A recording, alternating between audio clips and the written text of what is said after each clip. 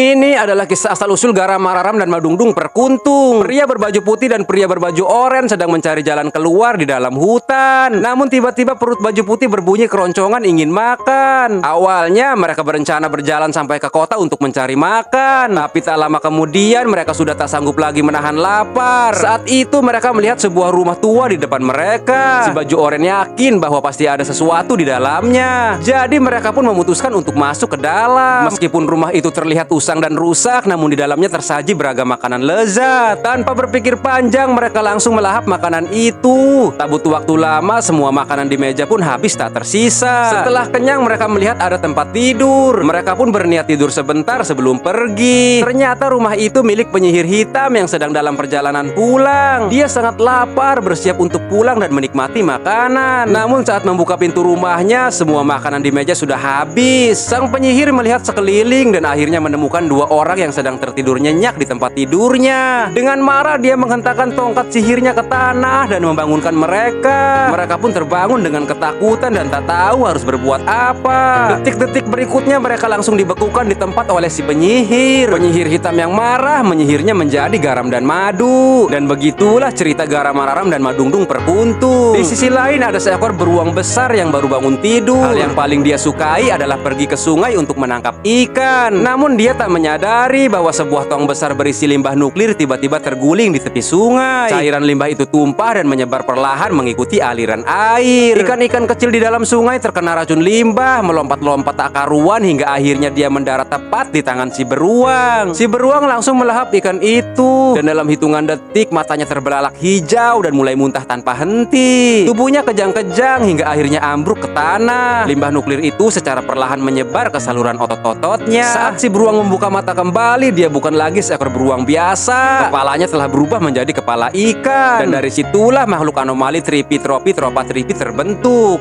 Yang sayang ayah dan mama like lalu tulis emot hati di komentar.